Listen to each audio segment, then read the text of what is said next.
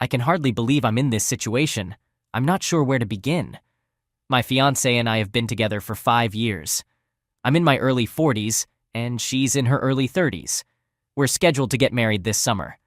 Our love remains as strong as it was in the first few months of our relationship. We initially met at work, where we were colleagues in different departments. Our solid and respectful friendship eventually blossomed into something more. Throughout our time together, we've been genuinely happy. Our bed life is satisfying, we have no financial worries, and we share trust, respect, open communication, and common interests. We have a lot of fun together, and there's no mistrust or insecurity when we pursue our individual interests. One thing I must confess is that when we first met at work, she was engaged to someone else. While I never engaged in any unfaithful behavior, I'm not that kind of person. I have to admit there were moments when I felt she flirted with me inappropriately. Fast forward to this past September, with COVID more under control in our area. We hosted a small dinner party for 3 other couples on a Saturday night.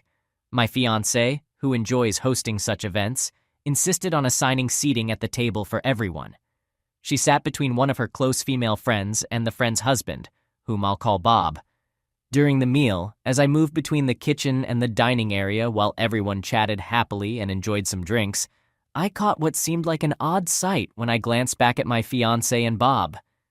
It appeared as if they were holding hands under the table. I looked away, rubbed my eyes, and when I looked back, they were not doing that anymore. But it was one of those moments when it's like discovering a break-in at your house.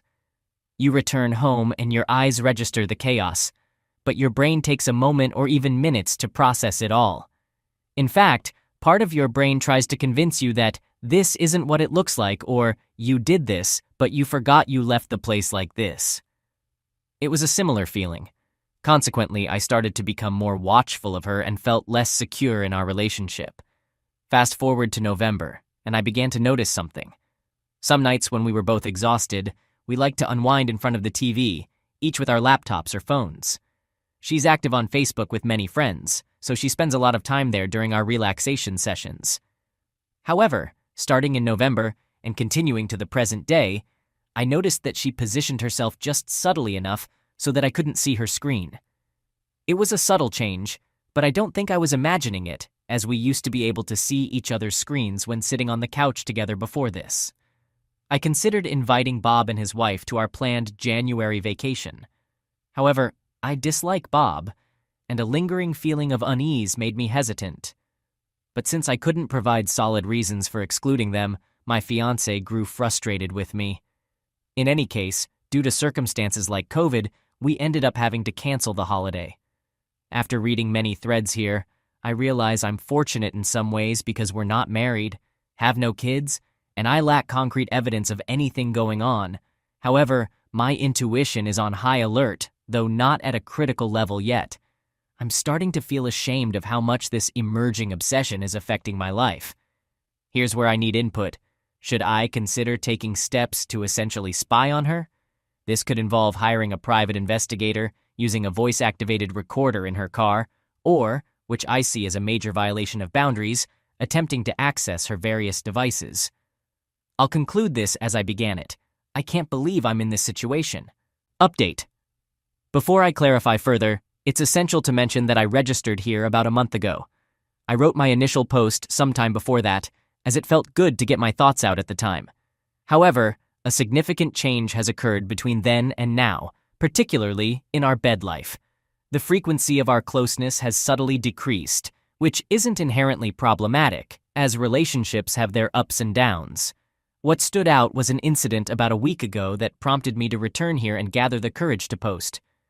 After we just had closeness, I suddenly realized that my fiancé had approached our bed life differently than usual, not just on that occasion, but perhaps the previous 2, 3 times as well. So, without much forethought, I commented, "Hey, there's something different about the way you've been close with me." What struck me as odd was A, she appeared startled, B, she denied it initially, but then C, the next day she said, "I think you're imagining it, and besides, it's okay to change things up in that department once in a while, don't you think?"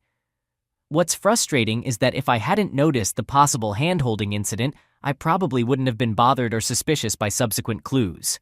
answers, and questions. I'd prefer to gather evidence rather than confront the issue. Confrontation without solid proof isn't my style. It's not entirely that I don't trust her, but my gut is telling me to be very concerned. My intuition is rarely wrong. Editing. Where should I position the voice-activated recorder? Your point about the short-term cost of hiring a private investigator versus the potential expenses of a messy divorce makes sense. Additionally, I earn twice as much as she does. Unfortunately, I wouldn't have any luck contacting her previous fiancé because he unfairly placed more blame on me than her for their breakup. That's entirely inaccurate, but he wouldn't be a trustworthy or reliable source. Thankfully, we're renters for now, but we plan to purchase our own property by Christmas of this year. Real estate in our city is outrageously expensive, so we've been taking it slow. While we currently live together, it's a situation that could be easily terminated, and we no longer work at the same place. Yes, sadly, she's had her phone glued to her for months now. I honestly can't recall the last time I saw it lying around. This detail troubles me deeply, as does my blindness to what it might signify. Editing, Part 2. I should mention that I've started the investigative process in several ways.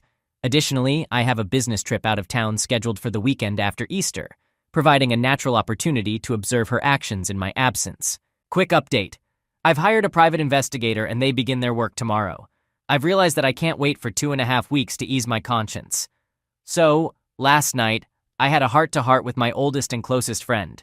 He's now aware of what I'm going through, and I'm flying out to his city tomorrow evening for an extended weekend there. I've informed my fiancée about the trip, and her emotional response seemed oddly mixed. Regardless, if something is amiss, it may become apparent during this opportunity. At this point, I've decided against using a voice-activated recorder. With the wedding set for September, we haven't invested a significant amount of money in it yet, and what we have spent can likely be recovered. For example, refundable deposits. In other words, this won't turn into a messy legal or financial situation. If she's cheating, I'll quietly exit the relationship without causing a scene. The potential trauma of discovering her infidelity is already overwhelming, and I don't need to hear her exchanging sweet nothings with another man. Furthermore, as some of you have gently suggested, this situation has altered my perception of her, and it has shed light on potentially larger issues in the relationship, even without infidelity. I just met with the private investigator. She's indeed cheating on me with the individual I mentioned. I'm in shock and utterly devastated. On Friday night, he stayed overnight at our place with her and didn't leave until the next morning. On Saturday night, for some reason, they stayed in a hotel until the following morning. The private investigator has provided time-stamped photographic evidence. I'm too numb to write any further. Update. It's been quite a day. A good friend who knew about my situation provided tremendous support and was prepared when I shared the unfortunate news with him. I was on autopilot at work, but later in the afternoon, I managed to take some time off. In the afternoon, my friend went to Bob's wife's house. The other betrayed spouse, I apologize for my slow understanding of the acronyms here. He rang the doorbell and personally handed her the photos of my fiancé and Bob. These photos are time-stamped and explicit, leaving no doubt about what was happening. Perhaps the most troubling one is from the hotel, where they were kissing at dinner and then the next morning sharing a kiss goodbye in the parking lot. It's baffling how brazen they were. They weren't even in another city. However, the worst one is the first photo from Friday night when Bob arrived at my place. Since we live in a duplex, she had to open the front door to let him in. The photo captures the pure, joyous excitement in her eyes, a moment I'll never forget for as long as I live. About an hour later, my friend went to my place after delivering the photos to the other betrayed spouse. He handed my fiancée a package I had prepared for her. Inside were the photos and a simple note from me. I expressed that my future goodwill toward her, not in person but in my mind, would depend on her willingness to come clean about the whole truth. I informed her that our relationship was over and I never want to see her again, let alone think about marriage. I gave her until Thursday afternoon to move out of our place, which I entirely cover financially, and I requested that she leave her engagement ring in a clearly visible spot. Not even 5 minutes before my friend dropped off the package with my fiancé, I missed 2 calls from her. She followed up with several nervous texts asking my whereabouts, why I wasn't answering, and why I wasn't at work. I can only guess that Bob had called her in a panic, perhaps thinking someone was onto him and they could get away with it. After receiving my package, about half an hour passed before more missed calls and texts from her, asking me to call her. Then came a text saying, "It's not what it looks like." Unbelievable. Just before I started typing this, I received 2 very emotional voicemails from her. The first one was nearly unintelligible as she screamed and cried, and in the second, she admitted that she couldn't deny the photo's reality but claimed it was the first and only time they had ever done anything. She suggested that Bob took advantage of her when they got too drunk on Friday, and one thing led to another. I then told a lie, which is unusual for me, but I texted only one thing in response. "I saw you 2 holding hands under the table at our dinner party in September. The same private detective has been gathering evidence for months now. I only asked for the photos from this weekend to make it undeniable. We are finished. However, if you want this to end as amicably as possible, you must do the right thing and A, stop lying, B, stop taking me for a fool, and C, tell the whole truth. I don't actually care what you have to say, but if you don't come clean to me, and thus to yourself, about why you did this, I guarantee you will continue to repeat this destructive cycle for the rest of your life." I haven't received any response at all. I want to express my gratitude for the advice from people here, even those suggesting a more drastic approach like sharing this with her family. However, that's not my style. I know myself well. This situation is and will be profoundly traumatic for me. To survive, I must stay true to who I am. While I appreciate stories of people seeking revenge for infidelity, planning and executing such things is not in my nature. My strength will come from not having an in-person conversation with her about this, permanently ending our engagement, refusing to entertain the possibility of reconciliation, and asking her to vacate our shared space. Lastly, I have to admit a petty thought despite my efforts to remain composed and dignified while writing this. Although Bob is younger than me, somewhere between her age and mine, he is less intelligent, less emotionally sensitive, something I thought she valued. And the ironic part is that I'm objectively much better looking than him. I know it sounds superficial, but it's true. I've often been compared to a well-known British movie star in romantic comedies. This guy, while more muscular, looks like a bulldog. I just can't comprehend it. He and his wife also have 2 young kids, so there's that too. I apologize for not fully addressing various questions some of you have asked this past week, but I feel like I've been navigating from one nightmare to the next. At least now I have the peace of mind that I'm not losing my sanity. I have a therapy session booked for next Tuesday, the earliest available, and I'm staying with my friend. Fortunately, he's single, so I'm not inconveniencing a family. I'm also sorry for the scattered nature of this message, but it reflects the state of my mind. Update. As expected, the past day and a half has been incredibly tough. On Monday night, my now ex-girlfriend figured out where I was staying, came over, and insisted that my friend let her in. He didn't allow her in, and in fact, he had to physically stop her from entering. This led to a barrage of texts and tearful voicemails, where she expressed a desire for a second chance and claimed that the past weekend was the only time they had a physical affair. She admitted that it had been an emotional affair since last July, 2020. I chose not to respond to any of her messages, so after a day of attempting to shower me with affection, from Monday afternoon to Tuesday afternoon, her texts turned nastier last night. She asserted that my attempts to break up her relationship with Bob and the other betrayed spouse were ineffective and would fail because the other betrayed spouse understands the value of forgiveness. I find it rather astonishing that she, A, believes she has insight into the other betrayed spouse's mindset, and B, that the other betrayed spouse has already granted such swift forgiveness. Finally, I broke my silence and asked her a simple question. Why? After some hesitation, she essentially conveyed that, because I'm a perfectionist, she stopped feeling like she could freely express herself with me early in our relationship, around the 2-year mark. She claimed that Bob makes her feel secure and protected, and that they can discuss anything. When I pressed her for details on how I hindered open communication, she could only recall minor arguments from the early stages of our relationship, which A, I believed we had resolved, and B, weren't solely related to my perfectionism. Despite everything, she wants us to try again and insists that she's willing to do whatever it takes. She has asked me not to confide in anyone, such as my family or friends, about this because she believes we can fix it. I, however, don't believe her at all. At this point, I feel completely drained of emotions and utterly exhausted. I haven't had a proper night's sleep since Sunday, so I might consider taking some sleeping pills tonight. On a final note, apologies for the disorganization, my self-esteem has taken a severe blow. My emotional and spiritual image of my ex-girlfriend has been shattered, making any future with her impossible. Trust has been irreparably damaged.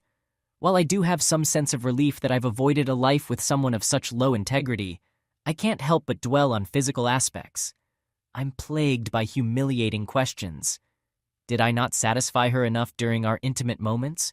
Was my physical appearance not to her liking? Did she desire a different body type? Although I have no knowledge of their actions, the mere thought is incredibly distressing. Update. The past week has been absolutely unbelievable. It's as if it flew by in the blink of an eye, yet it felt like an eternity. Wednesday night was a mess. My fiancée called me and adamantly declared that she would not move out under any circumstances. I responded by telling her that she had to, or else I would share the incriminating photos with her family. Harsh words were exchanged between us, and I had a sleepless night. Thursday morning, I received the sweetest text from her, full of apologies for the previous night's altercation. She promised to pack her belongings and spend the weekend at a friend's place, pleading with me not to disclose anything to anyone. She believed we could mend things and make them right. I questioned why I shouldn't reveal the real reason our wedding was off, and she insisted it would ruin any chance of reconciliation. I returned to my place on Thursday night, and it was incredibly difficult to be there. I mentioned before how it felt like a break-in, but with a twisted twist, where you know your house has been invaded, yet your eyes fail to provide concrete evidence. Most of her belongings were gone, but she had left behind the engagement ring. Something compelled me to reach out to my fiancé's ex-boyfriend, the one she cheated on with me. I found him easily on Facebook and sent him a message letting him know I had something important to discuss and asking him to call me. To my surprise, he called within 45 minutes. Our conversation was brief but impactful. I learned a crucial piece of information. Their engagement had ended because of her repeated infidelity. He had an event to attend that night, but invited me to have dinner with him the following evening. As I drove the 3+ hours to his town the next day, I finally had the chance to reflect on the incredible 100 hours or so in my life. The revelation that my wayward fiancé had cheated on the previous man filled me with a whirlwind of emotions: anger, relief, sadness, confusion, embarrassment, and many more. About an hour away from his place, I mustered the courage to pull over at a picturesque rest stop. I dialed the number of the other betrayed spouse, not expecting her to answer. To my surprise, she did. There were lengthy, tearful silences on her end. She revealed that her husband had cheated on her before their wedding, and when she was 6 months pregnant with their second child. They had worked through their issues, and as far as she knew, everything was better. Disturbingly, despite her husband's multiple infidelities, she framed my wayward fiancé as the aggressor and her husband as the victim of a predatory woman. What shocked me even more was her statement that many people knew about my fiancé's infidelity with her ex-fiancé, but had kept it from me to spare my feelings. Finally, when I inquired about her plans, she revealed that he was willing to do whatever it takes to mend things with my wayward fiancé, including counseling and full transparency. For these reasons and more, she decided to stay with him. The most important detail she casually mentioned at the end of our conversation was her eagerness to start over with him after Easter weekend, as he had an unexpected business trip over the weekend, leaving on Friday and returning yesterday, Monday. With the fog of deception from my wayward fiancé finally clearing, my senses were on high alert, and I immediately contacted my excellent private detective to inform him of this development. After the initial exposure of the affair, he had advised me to retain his services a little longer because it's common for exposed individuals like Bob to continue their affairs but become more cautious about concealing them. Consequently, I authorized further investigative work on his part. I met with my wayward fiancé's ex, and we went to a steakhouse. The first 30 minutes were incredibly challenging, with two men who had both been betrayed by the same woman, each grappling with a whirlwind of emotions. However, the conversation gradually improved. He shared details about my wayward fiancé's numerous infidelities that he knew of, during their relationship, and his deep regret for repeatedly taking her back.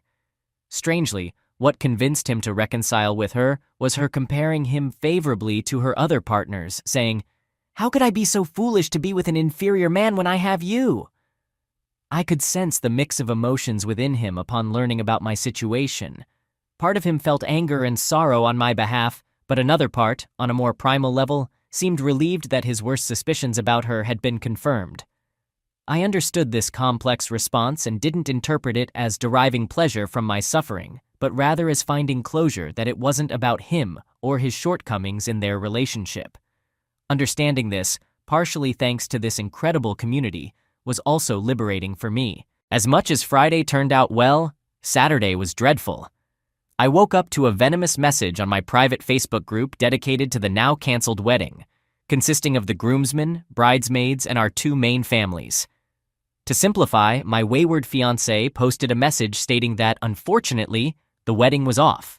She added that despite our efforts to address the emotional strain in the last few years of our relationship, I couldn't overcome my negative patterns, insinuating that I might try to spin the situation differently.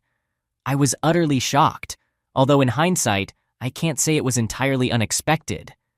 Many people here had cautioned me about this possibility. I won't delve into my emotions or actions on that day. I did nothing I would later regret. In fact, I maintained complete silence, not communicating with her or the group. Of course, my own family is aware of the situation. However, I can't help but wonder why she had a change of heart after her Thursday morning texts, expressing a desire to reconcile with me. Was the allure of being with her Bob so irresistibly intoxicating? Her actions truly puzzle me. You would think she'd want to keep me around while enjoying the secret excitement of her affair. She must genuinely despise me if she could write a note like that, fully aware that I'll likely never speak to her again. It's both disgusting and astonishing. To make matters better, if that's even the right word, I later found out that my wayward fiancé and the posam had checked into a luxurious spa about 90 minutes outside of town that Friday night. More photos, more evidence. They dined at a lovely restaurant in the spa resort, making it rather easy to capture numerous pictures of a couple deeply in love, seated beside each other at this romantic getaway. I'm running out of energy for this update, so I'll try to wrap it up as succinctly as possible. By yesterday afternoon, armed with photographic proof from 2 affair-filled weekends, I selected the 6 most compelling photos and shared them with our Facebook wedding group. I apologized for the delay in responding to my wayward fiancé's deceitful Saturday message, explaining that I had been visiting her ex-fiancé and was disappointed, though not surprised, to discover that she had engaged in similar behavior before. I asked the group to genuinely reflect on whether any part of me had ever appeared even remotely offensive emotionally. I also inquired whether my wayward fiancé had ever mentioned to any of them, before the affair was exposed, that I was emotionally offensive. I felt that honest answers to these questions, in addition to the damning photos, would reveal the truth. I've received several supportive messages from most members of the group, with the ones from the bridesmaids providing an extra boost of encouragement. Her father has invited me for coffee this week. He holds me in high regard. However, I'm not entirely sure I want to meet him, despite our close relationship. Lastly, as liberating as it has been to break free from this tumultuous relationship that lasted 5 years, most of me is shattered beyond belief. I not only question my supposed ability to observe and understand someone I lived with for 5 years, but I'm also deeply concerned about the profound damage this experience will inevitably inflict on all my future relationships. Yes, I am free, but I will never fully trust again. Update. I want to address something that many people have inquired about but I haven't mentioned yet. She is an exceptionally beautiful woman, often compared to Blake Lively in terms of her looks. I hope it's okay to use celebrity names here. If not, I apologize and will edit it. I want to clarify that I'm not mentioning this because I want her back. I'm simply highlighting that throughout her life, she has always turned heads wherever she goes. Her ex mentioned on Friday night that part of the reason he kept taking her back was because he felt he would do anything to keep such a stunning woman in his life. Since discovering her infidelity, my attitude has certainly changed. However, it's possible that my biggest struggle right now, my complete and utter blindness to what was happening, stemmed from believing that the woman inside mirrored the beauty on the surface. I didn't hire a private investigator to gather more proof because the initial photos told me everything I needed to know. What left me in disbelief was the fact that after all that, both she and he could, within days, continue their affair so openly as if D-Day meant nothing. Part of me had thought that the private investigator might find nothing this past weekend. Those photos shattered any lingering hope that this could be overcome. I appreciate the harsh reality check provided by the additional evidence. I wanted to give her the opportunity to confess to her family and our wedding party on her own terms. Some of our discussions last week indicated that she might take that option. My basic threat of saying, "If you don't tell the truth about why the wedding is off, I will have to be the one to do it," was not some kind of game. Update. I'm currently out of town on a business trip, and now that I'm alone in my hotel room, it feels like the first time in a while that I can breathe and reflect. On Wednesday, I contacted the other betrayed spouse and requested a meeting with her. She said she understood why I wanted to meet and that she didn't want to endure more pain. She's a close friend of one of the bridesmaids who informed her about my Facebook post.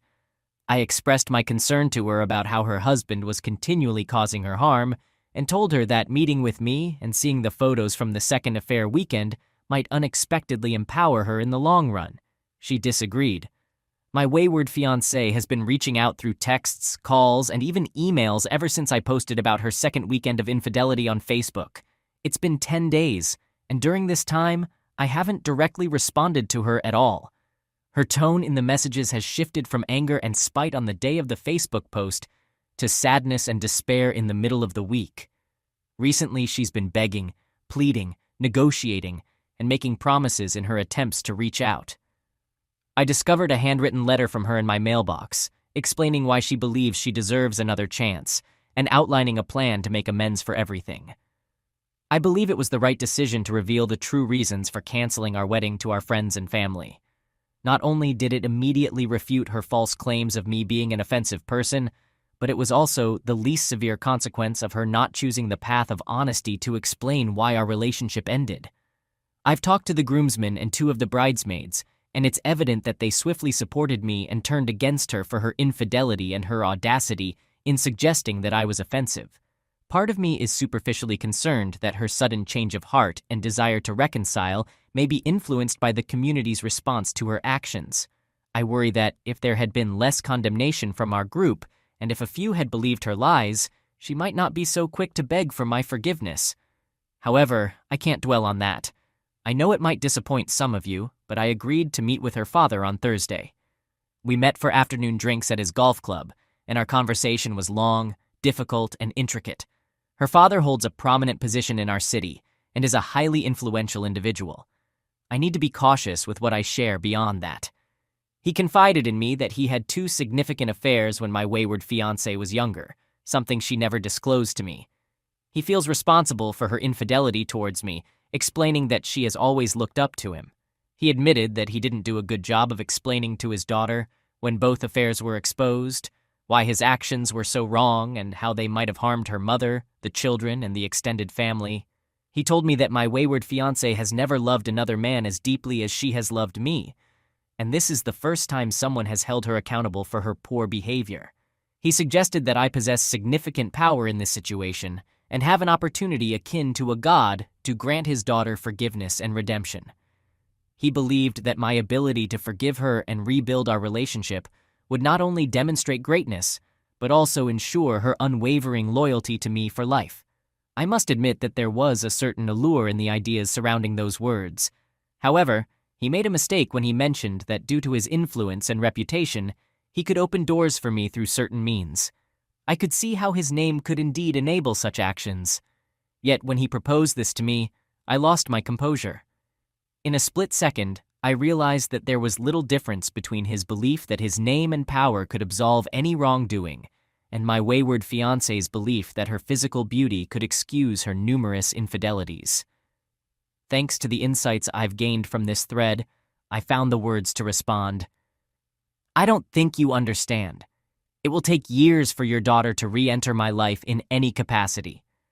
I explained, for me to consider being with her again, I would need to see genuine understanding, empathy, self-awareness, and sincere remorse. I also noted, her journey towards that will be long, as she has engaged in this behavior for years and her damage runs deep.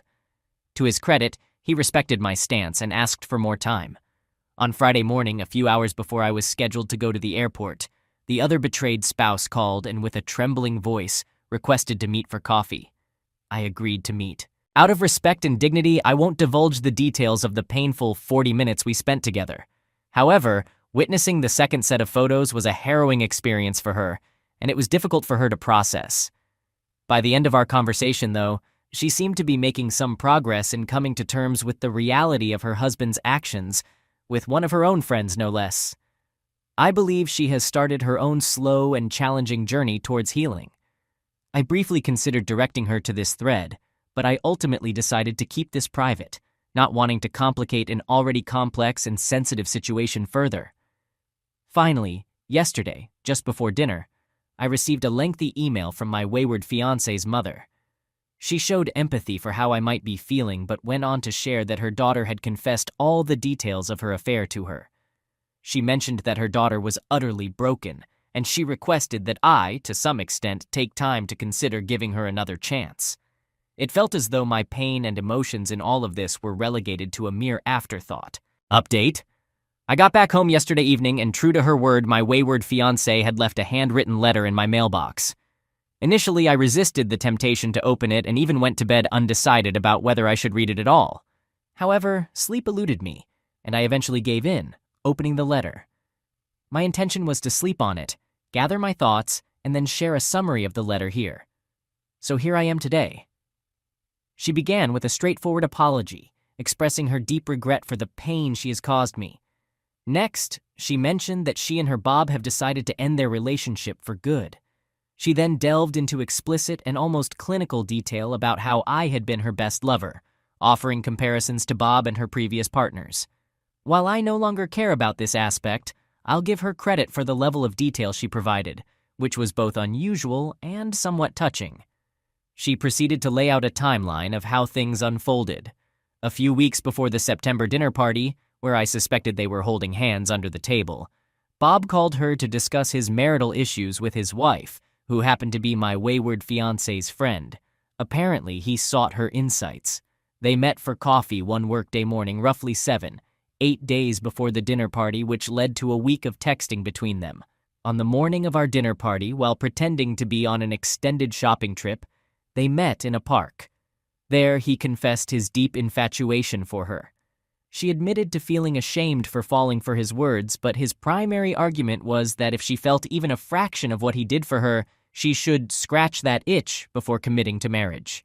She claimed she firmly declined his proposition, but during the dinner party that same evening, he played footsies with her under the table. She regarded it as unlucky that I happened to glance back just as he made physical contact with her. She mentioned he initiated this as well.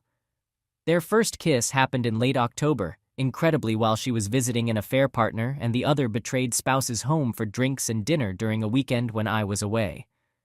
Another betrayed spouse had gone to put their children to bed after dinner, and during this time, he passionately kissed my wayward fiancé while his wife was out of the room. She acknowledged it was wrong, but found it thrilling.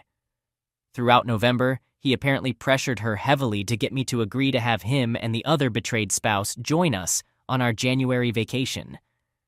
A significant portion of their text messages in November and December revolved around various scenarios he devised for them to engage in an illicit affair right under our noses. She provided vague details about when their affair began, mentioning it started in early February. They insisted on meeting in my house as often as they could manage. She claimed that his ultimate thrill was to humiliate me. Surprisingly, her main argument was as follows. She acknowledged that infidelity might run in her family or be in her DNA, but she claimed she was completely willing to leave all of that behind because I am the perfect man. Her twisted logic was that by having this affair, she could cleanse herself of her demons and prepare for a committed life with me. She also mentioned that one of the main attractions of the affair was her strange aversion to this man, the very one who made her feel safe and secure. Combined with his desire to humiliate me, She believed her self-disgust for choosing him would finally help her overcome her last temptation to cheat. Additionally, she stated that she would be living with her parents indefinitely. She expressed her intention to undergo therapy for the first time in her life. She promised to write me a monthly letter to update me on her progress. She claimed she wanted to win me back, but only on my terms. She admitted that my decision to cut her off the way I did made her realize how much she truly loves and wants me, and she was devastated by her actions.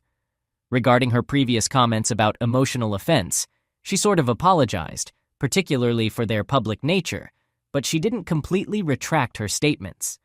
Instead, she recalibrated her remarks to suggest that I hold myself and others to too high a moral standard, which she finds suffocating. She acknowledged her admiration for my integrity, but argued that it's impossible to live up to the perfectionist ideals I hold for myself and others. She suggested I reflect on this last comment. Honestly, after reading all of this, I'm too emotionally exhausted to express how I feel. I don't even know which emotions are left or available to me at this point. I'll never be able to see her in the same way again. Perhaps I'm too demanding in my standards, and maybe I need to be more forgiving when it comes to my own flaws and those of others. But there are aspects that still pull me towards her. Rest assured, I will continue to maintain no contact with her. The other betrayed spouse has reached out to me, requesting another coffee meeting this Thursday because our previous coffee chat apparently helped. Update. The community's analysis of my wayward fiancé's letter provided the necessary wake-up call for me to read her words with the insight needed to see through all the nonsense, manipulations, and evasions. My challenge was to retrieve the engagement ring while still maintaining my no-contact stance with my wayward fiancé. So late on Tuesday night, I sent an email to my wayward fiancé's father, expressing my appreciation for his daughter's letter, but explaining that by not returning the ring, she wasn't respecting the boundaries I had set. He responded early the next morning, agreeing with me and suggesting we meet for lunch at an exclusive restaurant. What a family indeed. During the first half of our lunch, we talked about everything but the underlying issue at hand. It was like skirting around a 700-foot iceberg beneath the surface of the conversation. Eventually, though, he produced the ring and returned it to me, but not without some theatrics. He continued to blame himself for his daughter's problems and mentioned her mental health being under great threat due to the shock of being denied something she wants, which apparently is me, for the first time in her life.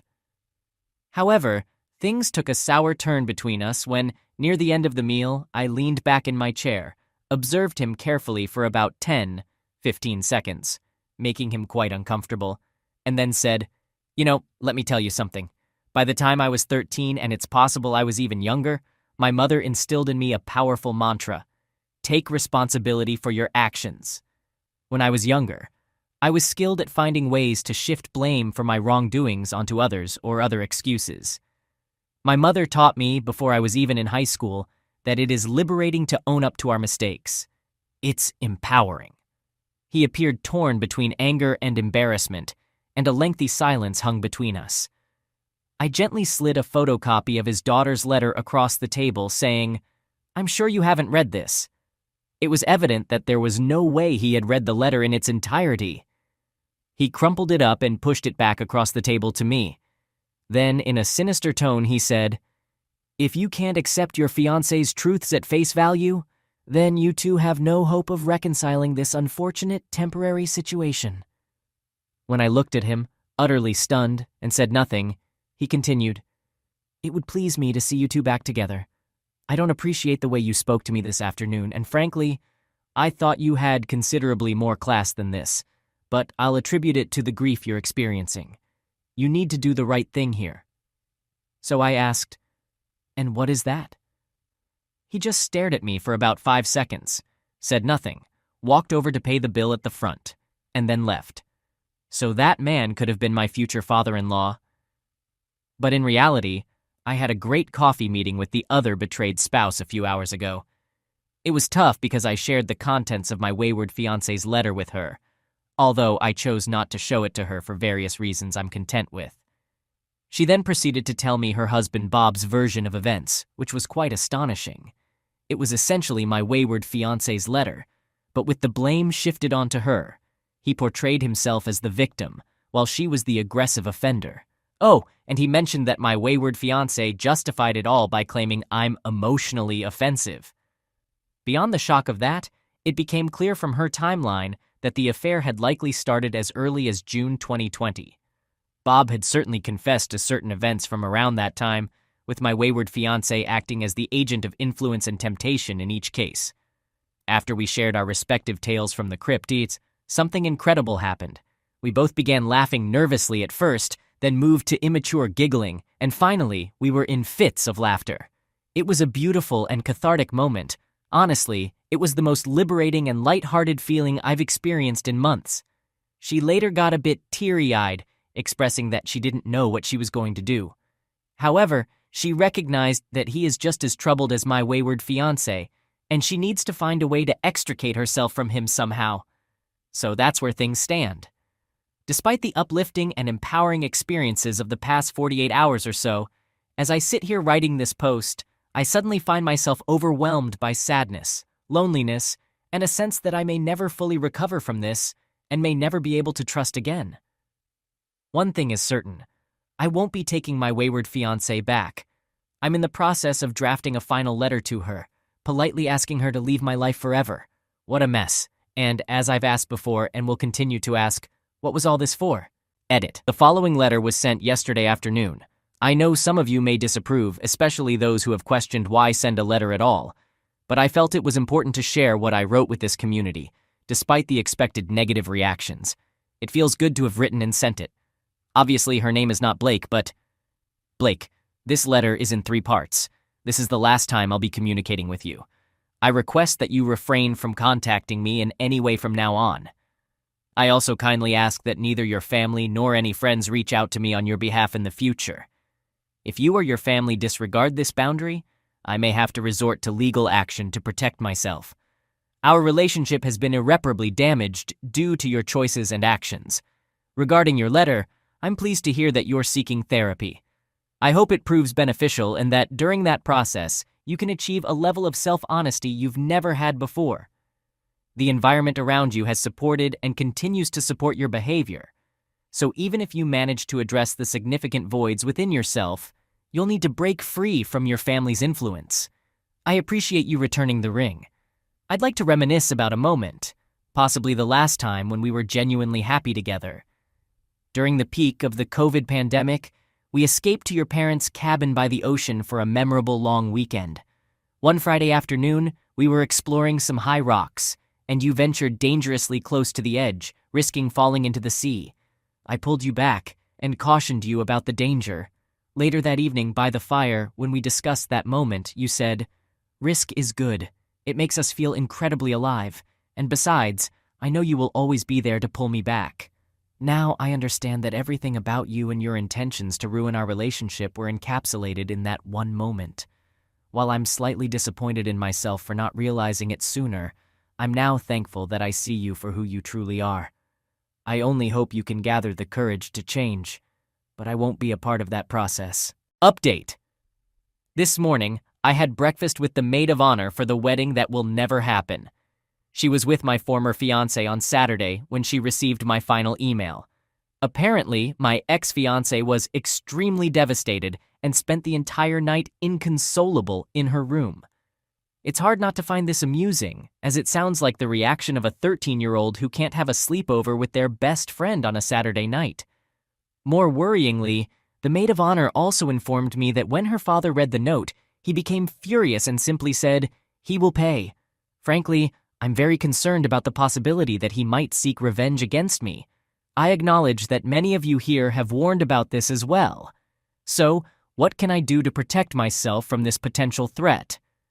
Additionally, as a quick note, while the maid of honor is a true friend to my former fiancé, she's also been supportive of me throughout this ordeal. Towards the end of our breakfast this morning, I expressed my gratitude for keeping me updated and asked her why she wanted to help. She shared something I wasn't aware of. She broke up with her long-term partner about a year ago because he repeatedly cheated on her. What's particularly interesting is that the maid of honor believes that my ex-fiancé was initially drawn to her as a friend for the same reason she was attracted to me as a boyfriend. We both embody stability, reliability, and integrity, qualities that my ex-fiancée seems to lack herself. The maid of honor wasn't surprised that my ex-fiancée cheated on me, as she believes she has a history of doing so, although she thought I might be an exception.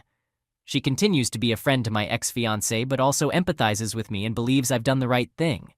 Now, onto some concerns about another betrayed spouse. Until Thursday, we had been exchanging light texts every day, offering support and encouragement.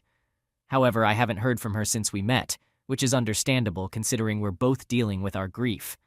In addition to not hearing from her, the maid of honor mentioned that the other betrayed spouse has been sending numerous angry and hurtful messages to my ex-fiancé via text, phone calls, and emails over the past few days. This raises a concern and a question for everyone here. Concern. I worry that the other betrayed spouse's anger towards my ex-fiancé might be influenced by Bob's negative influence, and she might be inclined to place blame solely on Bob rather than the wayward spouse. I'm concerned about her well-being. This leads to the question, what should my boundaries be in this situation? I feel that as you all have supported me gently, I should do the same for the other betrayed spouse. However, I believe that I can guide, but not insist. Just as you can lead a horse to water, I wonder how persistent I should be in offering support. Many of you have suggested being there for her, and I have tried to do that, but I can also understand why I might remind her of the pain she's experiencing, and talking to me might bring back memories of the similar harm done to her. I appreciate your help in advance on these matters. As for myself, I'm experiencing emotional ups and downs. I have no desire to have my ex-fiancé back in any form. This is who I am now. However, I'm currently struggling with the idea of closeness in future relationships. I'm afraid quite strongly that A, I'll bring a lack of confidence to the process, which has never been an issue before. Closeness has always been a positive, powerful, life-affirming experience for me, and B, I'm concerned that intrusive thoughts will intrude when I'm trying to enjoy the company of someone completely different from my ex-fiancé. Perhaps these concerns are somewhat irrelevant at this point, since my focus should be on surviving this next period without dwelling on the idea of a new relationship. I apologize for the disorganization of this post. It's more of a mind dump after a crucial meeting with someone deeply involved in this situation from both sides. Best of luck to everyone. Update. This morning the police called me to let me know that my ex-fiancé, who had previously been unfaithful, has made a false accusation against me. My lawyer is aware that I use this forum and, while acknowledging its positive impact on my mental well-being, has advised me not to discuss any further details until this matter is resolved. Needless to say, this accusation is entirely untrue and I am deeply distressed. Update. It's been quite a draining month. Even though I haven't posted here in a long time, I still lack the energy to provide a detailed account of all the recent events. Here's a concise summary. The good news is that the police investigation didn't last long, only 11 days. My lawyer called me on the first Monday in May to inform me that the police were dropping the case, and that was the end of it. I continued going to work during that week and a half as it helped me stay sane. When I received the good news, it took me a few days to process everything properly. By the end of that week, I decided it would be good for my mental health to take a 5-day staycation. I took Monday through Wednesday off last week. On the Friday when my vacation began, May 7th, I was having a pleasant barbecue in my backyard, sipping wine, and enjoying the evening's coolness when my ex-fiancée suddenly appeared through the side gate. It was surreal to see her. It had been a while. Honestly, she looked like a different person, or rather, I didn't recognize her. It was an odd yet reassuring feeling, making me think that maybe I've been moving on from her more quickly than I realized. She apologized for essentially breaking in but insisted on speaking with me in person. I felt real anger during the first 2/3 of the encounter. First, due to the unavoidable context, her infidelity and how it had shattered our lives. Second, because she was dressed provocatively, seemingly hoping to seduce me, and she was acting very flirtatious, as if we were on our second or third date about to sleep together for the first time. Third, she had violated my personal space, and finally because of what she said. Without explicitly stating it, she suggested that her father had coerced her into making the accusation. She claimed that due to her father's connections with parts of the police force, it was all part of a game to scare me. However, when she realized the consequences for me, she had a change of heart and stated that she had made the accusation while in a deep state of mental distress, almost like a fugue state. To my credit, I managed to remain remarkably calm and did a few things. I conveyed the immense hurt and damage she had caused me and made it clear that I would never truly forgive her. I informed her that I want absolutely no connection with her or her family from now on. I told her that the best thing she could do for me was to never communicate with me again. I mentioned my conversation with her ex-partner, which made her very angry. However, to her credit, she managed to control her anger and used it as an opportunity to acknowledge that she's deeply troubled. She recognized the need for genuine therapy to understand why she had been cheating for so long and to break free from her family's unhealthy influence over her. To her credit, she listened attentively and offered an apology. She admitted that she now understood our relationship was over, and she promised to leave me alone. She did add that A, she had only been unfaithful once, and B, her ex-partner wasn't as great as me in any way, etc., and that she felt somewhat coerced by him. I simply shook my head sadly and watched her walk away. I had a truly relaxing weekend, and in the end, my encounter with her had been liberating in many ways. However, the following Monday, my ex-fiancée sent me an email with a revealing photo of her sunbathing. I chose not to respond. The next day, she sent an even more revealing photo with a note saying, "I know you can't dislike these that much if you aren't telling me to stop." Then, on the same day, she sent me a fairly explicit video of herself. At that point, I did respond, expressing anger and informing her that I would pursue legal action to remove her and her family from my life because of their relentless pursuit. Later that evening, she wrote back, apologized, and said she recognized her need for help and wouldn't contact me again. I haven't heard from her since, though it's only been 5 days. Now, the most complex part of my update is the following. The other betrayed spouse reached out to me on Friday night, apologizing for her silence, and we had a pleasant exchange both then and throughout Saturday. It was so pleasant that she essentially invited herself over for drinks yesterday afternoon. On the surface, she's trying to break free from her manipulative and toxic husband. But deep down, it's evident to me that she's still in love with him and might want to hurt him as much as she can, whether to win him back or for some other reason. To get to the point, we shared a passionate kiss. I wonder if it's strange that my ex-fiancé's photos and video aroused me. My desire had all but disappeared during this ordeal. So, the strange combination of feeling like my ex is truly out of my life, coupled with the appreciation of those photos, awakened some dormant desire in me. I could have slept with the other betrayed spouse, but we both realized at the same time how easily it could lead to closeness. So we stopped. However, she has been texting me frequently since then and is trying to arrange another meeting. I know this is not a good situation. The temptations are apparent. 1, I haven't closeness in a long time and am not ready to start dating, so this might seem convenient. 2, a sense of revenge. 3, I feel like I'm one of her few healthy supports. I'm also aware enough to understand that probably less than 5% of her behavior is driven by genuine attraction or desire for me, and it's mostly about her unhealthy feelings towards her unfaithful husband. I also realize that if I had closeness with her, it would increase the chances of my ex-fiancé returning to the picture, but in an even more disturbed and obsessive manner. That sums up my entire update. In reality, it might not be as dramatic as some of my previous updates. Overall, I believe I'm moving forward, in a better place, resisting the temptation of my ex-fiancé and feeling less hurt and broken than when I first learned about the betrayal.